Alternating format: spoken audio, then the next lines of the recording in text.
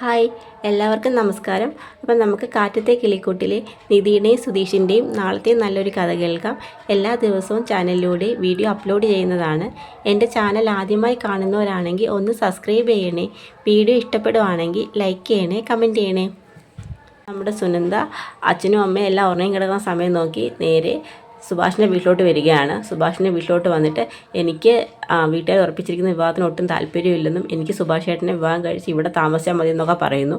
അങ്ങനെ സുഭാഷ് സുനന്ദയുടെ സംസാരം കേട്ടുകൊണ്ട് റൂമിന് പുറത്തോട്ട് വരികയാണ്. സുഭാഷിനെ കണ്ടതും സുനന്ദ ഓടി വന്ന് കെട്ടിപ്പിടിച്ച് നിൽക്കുകയാണ്. ഞാൻ ഇനി അങ്ങോട്ട് പോകത്തില്ല സുഭാഷ് ഏട്ടൻ എന്നൊക്കെ പറയുന്നുണ്ട്. ആ സമയത്ത് സുഭാഷ് പറയും, മോളെ നാളെ നിൻ്റെ കല്യാണമാണ്, ഈ സമയത്ത് നീ ഇങ്ങനൊന്നും ചെയ്യരുത്, നിന്നെ കണ്ടില്ലെങ്കിൽ നിൻ്റെ വീട്ടുകാർ ഇപ്പോൾ അന്വേഷിച്ച് വരും, അതൊക്കെ വലിയ പ്രശ്നമാവും എന്നൊക്കെ പറയും. ആരെല്ലാം പറഞ്ഞിട്ടും സുനന്ദയ്ക്ക് ഒരു മാറ്റവും ഇല്ല. സുനന്ദ വീട്ടിലോട്ട് പോകത്തില്ലെന്ന് പറഞ്ഞാണ് നിൽക്കുന്നത്. അപ്പോൾ ഹരീഷും സുധീഷും ഒക്കെ പറയും, അന്ന് നീ അമ്പലത്തിലോട്ട് വരാഞ്ഞത് കൊണ്ടല്ലേ ഇങ്ങനെയൊക്കെ സംഭവിച്ചത്, ഇതേ കണക്കൊരു തീരുമാനം അന്ന് നീ എടുത്തായിരുന്നെങ്കിൽ നിനക്ക് ഇവിടെ താമസിച്ചുകൂടാരെന്നൊക്കെ പറയും. അപ്പോഴ് സുധീഷിനോടൊക്കെ പറയും, അത് ഞാൻ അന്ന് വീട്ടിൽ നിന്ന് സർട്ടിഫിക്കറ്റും എല്ലാം എടുത്തുകൊണ്ട് പുറത്തിറങ്ങിയതാണ്. ആ സമയത്താണ് പ്രതീക്ഷിക്കാതെ അമ്മ തിരികെ വന്നത്. എന്നെ ബലമായി പിടിച്ച് മുറിയിലിട്ട് പൂട്ടി എൻ്റെ സർട്ടിഫിക്കറ്റ് എല്ലാം പിടിച്ച് വാങ്ങി വെച്ചു. ഞാൻ അമ്മ ആത്മഹത്യ ചെയ്ത് ഭീഷണിപ്പെടുത്തിയോണ്ടാണ് എനിക്ക് പുറത്തിറങ്ങാൻ പറ്റാതായത്. ഫോൺ പോലും കയ്യിലില്ലായിരുന്നു സുഭാഷ് ചേട്ടാ, അതുകൊണ്ടാണ് എനിക്കത് വരാൻ പറ്റാതായത്. പിന്നെ ഇന്നാണ് എനിക്ക് പുറത്തിറങ്ങാൻ കഴിഞ്ഞത്, എന്നെ ഉപേക്ഷിക്കല്ലേ സുഭാഷ് ചേട്ടാ എന്നൊക്കെ പറഞ്ഞ് സുഭാഷ് ചേട്ടനെ മനസ്സിലിട്ടുകൊണ്ട് എനിക്ക് മറ്റൊരാളുടെ കൂടെ ജീവിക്കാൻ കഴിയില്ല എന്നൊക്കെ പറഞ്ഞ് ഞാൻ കരയും. അപ്പോൾ ഭാസ്കരൻ അങ്ങ് ദേഷ്യപ്പെടും, നിൻ്റെ ആ ഭൂതന തള്ളയ്ക്ക് കഴുത്തിന് നാല് നാക്കാണ്, അവളിങ്ങോട്ട് വന്നു കഴിഞ്ഞാൽ വലിയ പ്രശ്നങ്ങളാവും, കൂടെ ആ കിങ്കരന്മാരും വരും എന്നൊക്കെ പറയും. അപ്പോൾ ഭാസ്കരൻ മാമ എന്നോട് ഇവിടുന്ന് പോകാൻ പറയില്ലെന്നൊക്കെ പറഞ്ഞ് കരയും. അപ്പോഴത്തേക്ക് നിധി പറയും, അച്ഛാ ഞാൻ സംസാരിക്കാമെന്ന് പറയും. സുനന്ദയെ നീ തിരികെ വീട്ടിലോട്ട് പോകണം എന്നൊക്കെ പറയും. ആരെല്ലാം ഉപദേശിച്ചിട്ടും സുനന്ദ പോത്തില്ലെന്ന് പറഞ്ഞാൽ നിൽക്കുന്നത്. അവസാനം എല്ലാവരും കൂടി ചേർന്ന് ഒരു തീരുമാനം എടുക്കും, നമുക്ക് സുനന്ദയുടെയും സുഭാഷ് ഏട്ടൻ്റെയും വിവാഹം നടത്താമെന്ന്. ഭാസ്കരനാണ് വിവാഹത്തിന് മുൻകൈ എടുക്കുന്നത്. ഭാസ്കരൻ്റെ അപ്രതീക്ഷിതമായ ആ തീരുമാനം എല്ലാവരും ഞെട്ടിക്കുകയാണ്. അങ്ങനെ കല്യാണത്തിന് വേണ്ടി മുൻപ് വാങ്ങി വെച്ചിരുന്ന താലിമാല സുധീഷ് എടുത്തുകൊണ്ട് വരും. സുഭാഷിൻ്റെ കല്യാണ ഡ്രസ്സും എല്ലാം വാങ്ങിച്ചു വെച്ചിട്ടുണ്ടായിരുന്നു. അതെല്ലാം ഇട്ട് കല്യാണ ചെറുക്കനായിട്ട് തന്നെ സുഭാഷ് ഏട്ടനെ നിർത്തും. താലിമാലയും കൊണ്ട് കൊടുക്കും. എന്നിട്ട് സുധീഷ് താലിമാല കൊണ്ട് ചെന്ന് അച്ഛൻ്റെ കൊടുക്കുകയാണ്. അച്ഛൻ ഭാസ്കരൻ താലിമാല വാങ്ങിച്ചിട്ട് പറയും, എടാ വേതാളമേ, നീയൊക്കെ എന്നും എൻ്റെ മക്കളെ കളിയാക്കിയിട്ടും ആക്ഷേപിച്ചിട്ടേ ഉള്ളൂ, ഇത് ഞങ്ങൾക്ക് ജയിക്കാൻ കിട്ടിയൊരു അവസരം, എന്നും ഞങ്ങളങ്ങ് തോറ്റു കിടക്കുമെന്ന് ആരും കരുതണ്ട എന്നൊക്കെ താലിമാല കൈ വെച്ചോട്ട് പറയും. അങ്ങനെ ഭാസ്കരൻ ആ താലിമാല എടുത്ത് സുഭാഷിൻ്റെ കയ്യിലോട്ട് കൊടുക്കും. അങ്ങനെ ഭഗവാന്റെ മുമ്പിൽ വിളക്കെല്ലാം കത്തിച്ചിട്ട് എല്ലാവരും കൂടി നിൽക്കുവാണ്. ആ സമയത്താണ് സുഭാഷ് സുനന്ദയ്ക്ക് താലി ചാർത്താൻ പോകുന്നത്.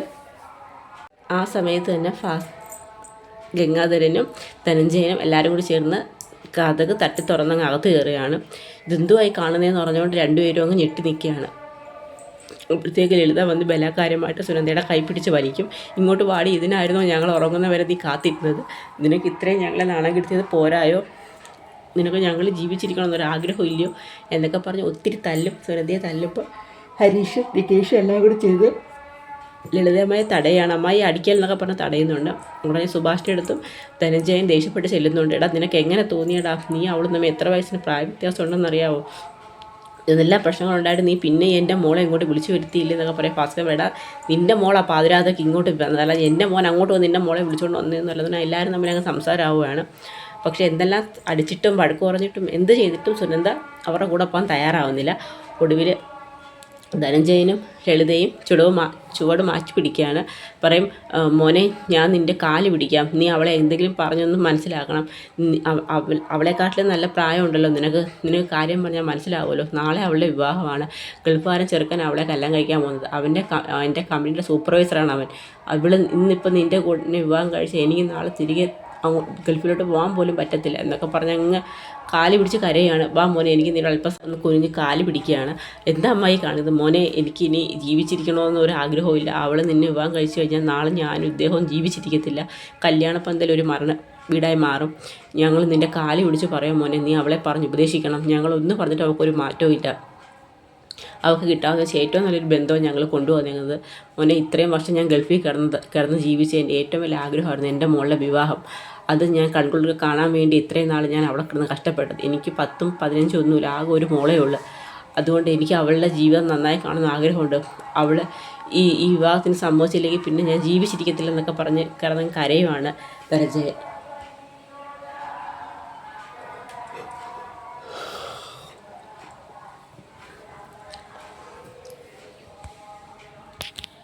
അപ്പോഴത്തേക്ക് ലളിതയും എന്ന് പറയും, മോനെ അവൾക്ക് നിന്നോട് ഇത്ര ഇഷ്ടം ഉണ്ടായിരുന്നൊന്നും ഞങ്ങൾക്ക് അറിയത്തില്ലായിരുന്നു, വെറുതെ ഒരു സ്നേഹം മാത്രമെന്ന് ഞങ്ങൾ കരുതി, ഇത്രയും ആത്മാർത്ഥമായ സ്നേഹം അവൾക്ക് നിന്നോട് ഉണ്ടായിരുന്നെങ്കിൽ ഞങ്ങൾ ഈ മറ്റൊരു വിവാഹം അവൾക്ക് ഉറപ്പിക്കത്തില്ലായിരുന്നു.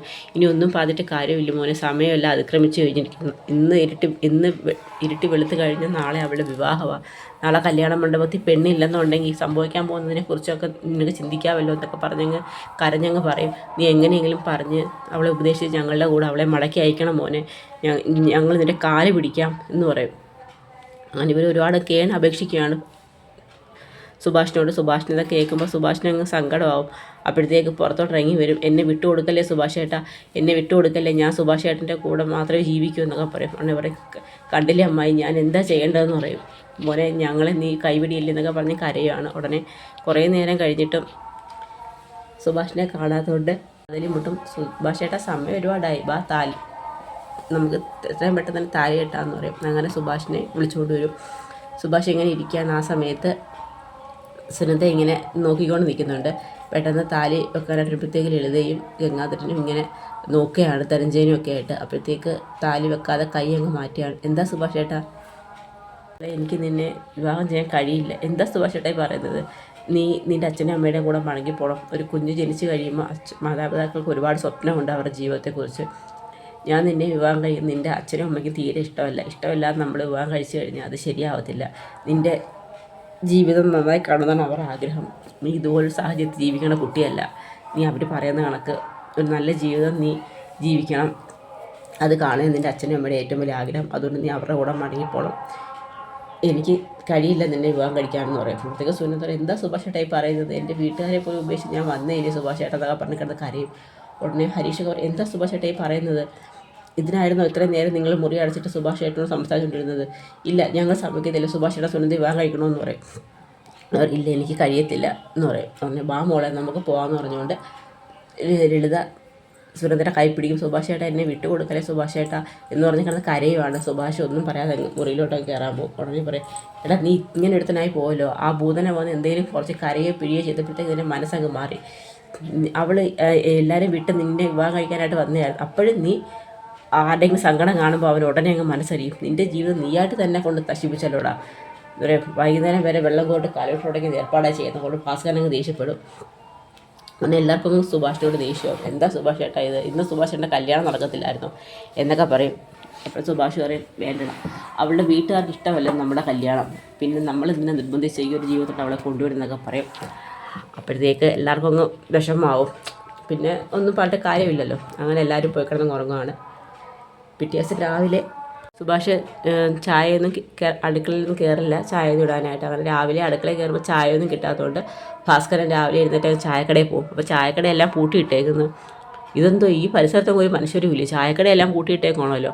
ഓ ഇന്ന് ബഗാസുരൻ്റെ മോടെ കല്യാണമില്ല, അതുകൊണ്ടായിരിക്കും.